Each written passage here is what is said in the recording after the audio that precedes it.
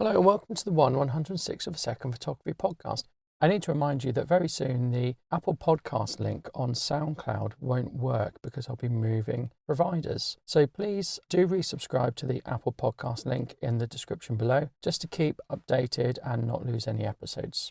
So this episode is called Has Instagram Killed Portfolio Websites? So Instagram is hugely popular and everyone has an Instagram account apart from me. I don't have one and I don't use one. And before Instagram came along, and still now, you can get portfolio websites. So I use a portfolio website and it has a sort of casting element within it, and I use that for doing fashion and portrait shoots. But photographers might want to have their own portfolio website. And the advantage of using your own portfolio website is it enables you to very quickly and easily build a website that's public facing, people can look at and find whatever they need. So these were very popular a few years ago. So I'm talking about things like Squarespace, Flickr, SmugMug, Zenfolio. There are probably many, many more. And the advantage of using these is you don't have to know coding, you don't have to do your own hosting, you just pay a one-off fee per month or per year, and you have a very professional looking website. You can, of course, build your own website, and I've certainly built my own website for this podcast, 160spp.com.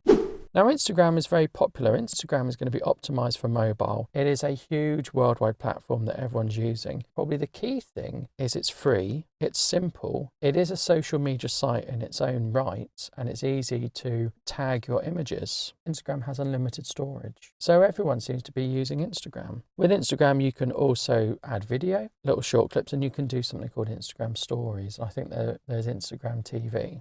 What are the downsides of using Instagram? Well, the resolution isn't very high. You might want much more control than Instagram gives you. Instagram is very simple. Things are very simple. You don't have very much control over them. Let's talk about a more traditional portfolio website. So the more traditional portfolio website, you've got much more control. You can pick your templates. You can upload bigger images and therefore have better resolution. You can also use different aspect ratios. You can save your images. You can have a blog, you can have as many pages as you want, and you can also have your own specific website URL or domain name.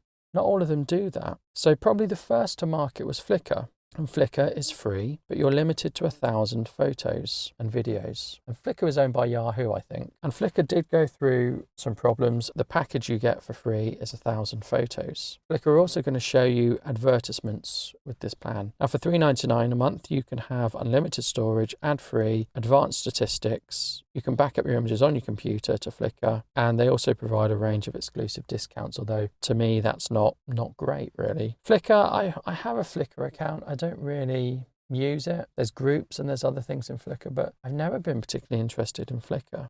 While I think of it, there's nothing to stop you having more than one portfolio site. You could have your own website and an Instagram, and I'm sure that's what most people do.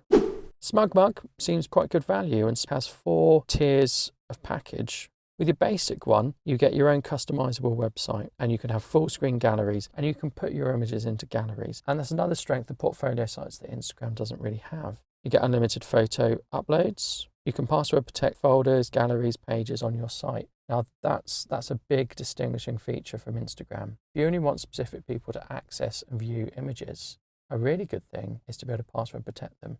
So if you want only a specific client to download a set of images, you can put it up there and you can password protect it. And then the control lies with the clients. They can give that password out to people if they want, or they can not do that. And you can easily share images, but that's pretty much what you can do on Instagram by sharing a link. One thing that distinguishes it from Instagram is you can order prints and you can produce high quality prints from the website, and friends and family can order prints of your images. And you also get support, and the support is likely to be better than Instagram. The next version up is called Power, and I forgot to say that the basic is $48 a year and Power is $72 a year. So you get better with Power, you get more templates. You get more than 21 pre-made designs, and you can also customize those. You can add in HTML or CSS if you want to. You can protect images and you get your own domain name. The next version up costs $180, and I didn't actually record what its name is, but you get an e-commerce storefront for that, and you can fulfill print orders with Top Labs, and you can sell digital photos as downloads, and you can sell videos as downloads, and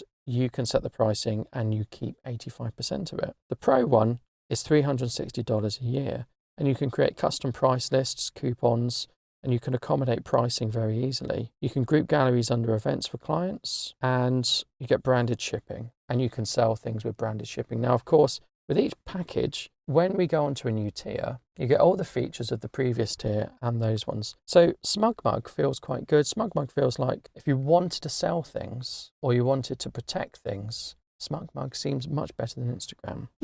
Now, Zenfolio is a lot cheaper than SmugMug, and Zenfolio is a similar price, but the basic package is a bit more expensive than SmugMug. So it starts at $5 a month, so that'd be $60 for the year. And I'm sure they do a discount if you buy it all in one go. But you get a structured website, you get blogs, you get galleries, unlimited photos, get your own domain name. There's social integration, you can order prints, private galleries for clients.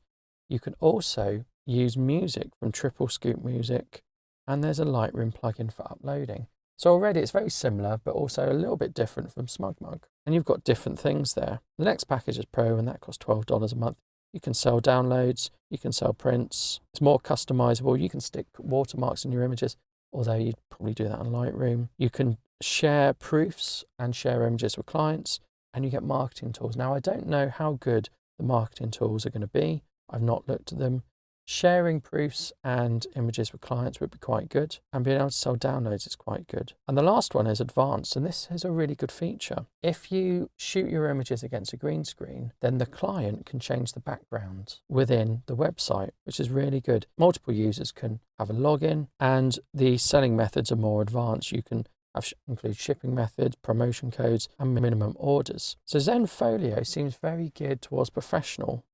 Squarespace is probably the biggest player within this market. And with Squarespace, it costs quite a lot. It's £13 per month, and I got pound values. All the other ones gave me dollar values, and Squarespace was the only one that gave me my national currency value. So it gave me values in pounds rather than in dollars. And the lowest package is the personal one, which is $13 a month. It's actually advertised as £10 per month, but when you include taxes, it goes up to 13. Now they're up front, and they tell you that, which is great. For the personal package, you get unlimited uploads. They say it's mobile friendly, but I would imagine all these website providers are mobile friendly. They give you metrics, you get your domain name, and you get 2 contributors who can use the account. The next package is business, and you get unlimited contributors. You get an email system built in, you get e-commerce, and you get the ability to be much more customizable of your aesthetics with JavaScript. So really it feels like with Squarespace, they've done it as personal and business. So you can just put your stuff up there for personal, or for business, you can sell things.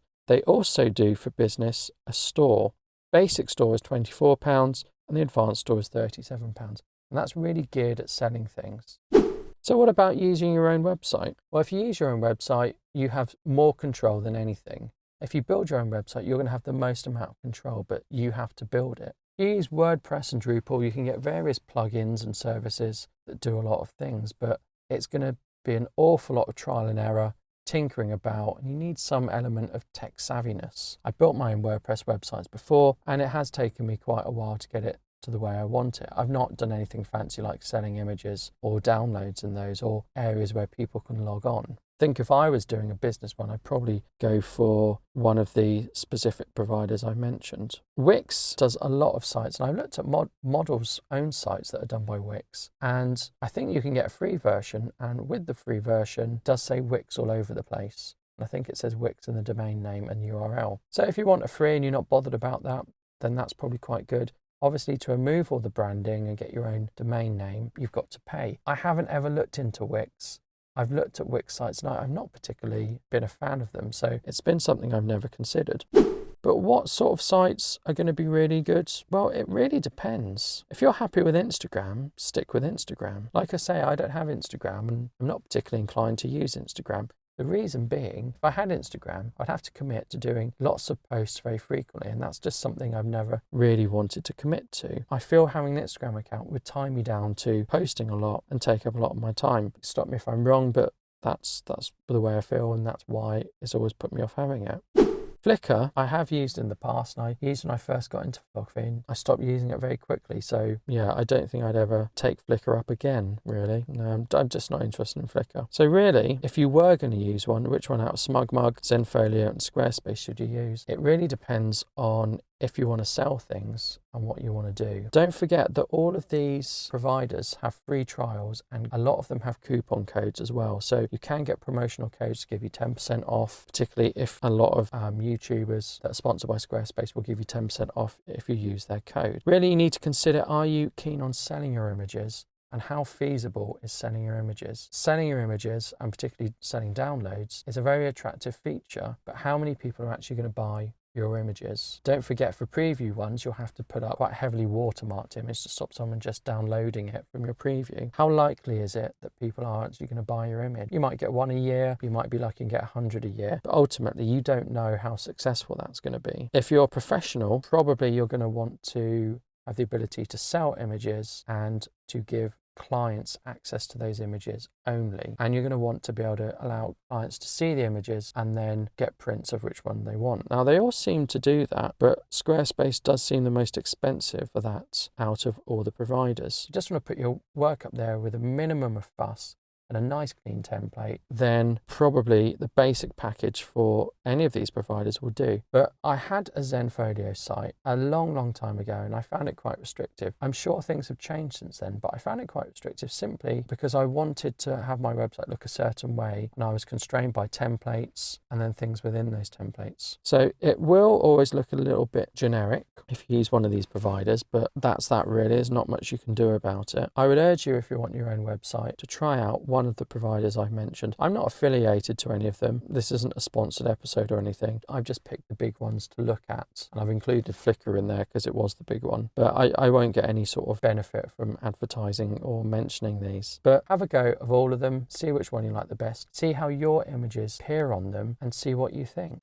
I'd love to know how you got on with putting your images on a website. And these days, putting your images out there in the public domain seems to be the thing everyone wants to do, much more than printing them and putting them up in your house. I would always recommend printing them, but that's just me. Do let me know if you picked any, and do let me know if you found this podcast helpful. Thank you.